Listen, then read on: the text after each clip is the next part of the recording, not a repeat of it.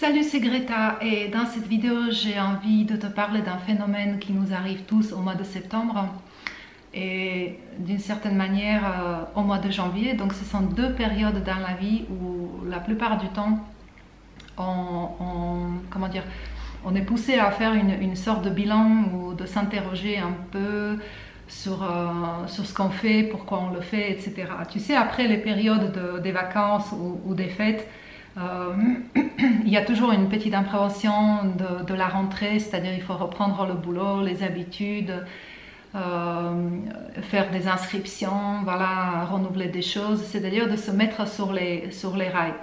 Et cette période-là, elle est souvent accompagnée de sensations très particulières, tu vois, ça peut être une excitation, par exemple si tu es dans un nouveau projet ou tu as déménagé dans une autre ville ou je sais pas, tu as trouvé quelqu'un avec qui tu te sens bien. C'est vrai que tu es hissé en fait vers quelque chose d'agréable, mais souvent en fait, souvent tu peux avoir aussi une impression de quelque chose qui te chiffonne, tu sais, qui te dérange, c'est-à-dire que tu n'as pas envie. Ça peut être des sensations de nostalgie, tu vois, tu as passé un très bon temps et maintenant c'est fini, il faut aller vers une espèce de routine. Ou alors ça peut aller carrément vers une frustration, voire la dépression. D'ailleurs, tu peux demander à tous les psys, leurs cabinets sont pleins en ce moment parce que voilà, tout le monde se trouve au mois de septembre un peu avec ces interrogations qu'on a laissées un tout petit peu, tu sais, on les a mis de côté avant les vacances. Et là, à nouveau, nous sommes exactement sur le même chemin où on a laissé les affaires. Et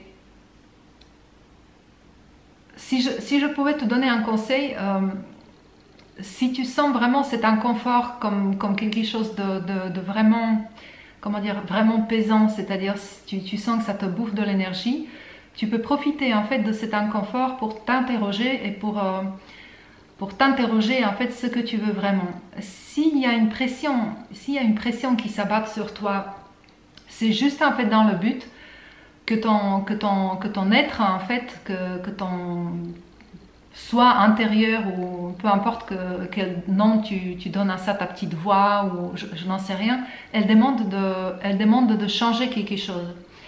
Et plus ta souffrance elle est grande, c'est-à-dire plus ta frustration est grande,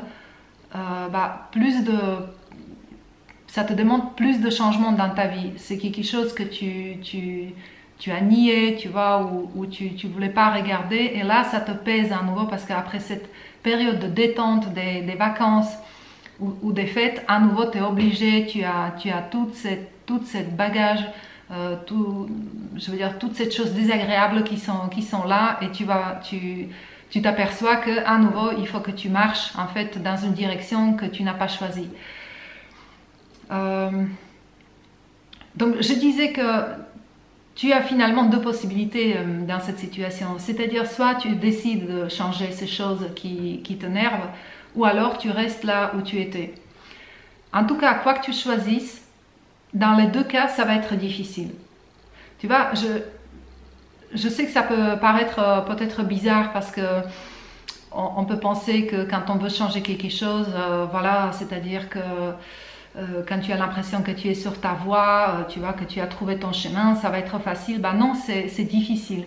Dans les deux cas, c'est difficile. Si tu changes ou si tu es sur un chemin de changer, tu vas d'aller vers une direction qui te correspond un peu mieux, ben tu vas rencontrer beaucoup de difficultés. C'est-à-dire que toutes les émotions, les anciens démons vont ressortir, vont ressurgir parce que tu ne les as jamais traités jusqu'à présent. Et ils vont te tirer, en fait, vers la situation dans laquelle tu étais avant. Donc en fait, très facilement, tu peux abandonner, tu peux te dire à quoi bon.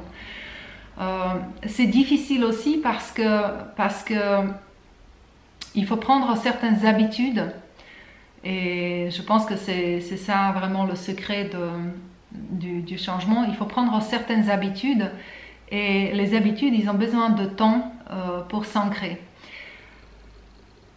Mais si tu ne changes pas, ça va être aussi difficile, si ça va pas être pire. Donc dans les deux cas, en fait, ça va être difficile.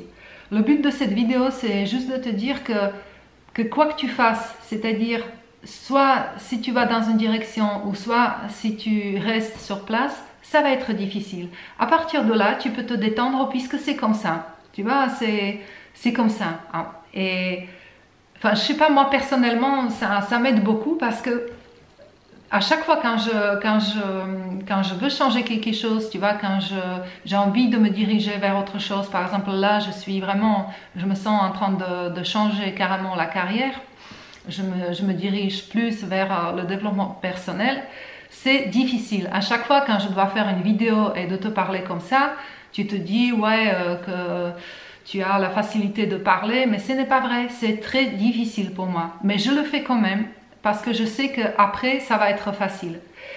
Si je fais ce stage le 15 et 16 septembre, c'est vraiment pour des gens qui veulent changer ou qui ont essayé de changer quelque chose mais qui n'ont pas réussi. C'est-à-dire qu'il y a quelque chose à un moment donné où ils ont abandonné, où ils se sont sentis pas motivés et tout d'un coup ils se sont arrangés pour se dire que peut-être c'est pas pour eux ou qu'ils n'arrivent pas. Peut-être il y a aussi, peut-être tu as un problème de trouver un système qui peut t'aider en fait vers ton objectif.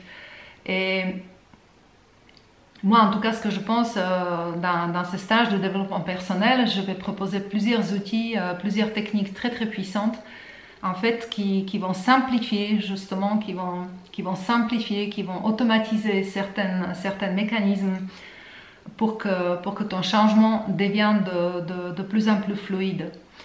À la fin de cette vidéo, j'ai envie de te poser cette question-là.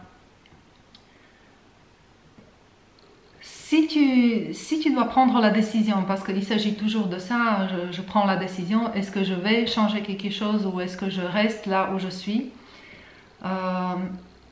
Il y a juste une question à se poser.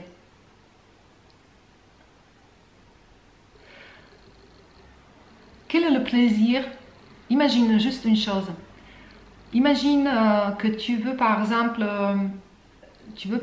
perdre du poids, ok? Tu pèses 25 kg de plus et tu n'arrives pas à trouver un système qui te permet de perdre du poids.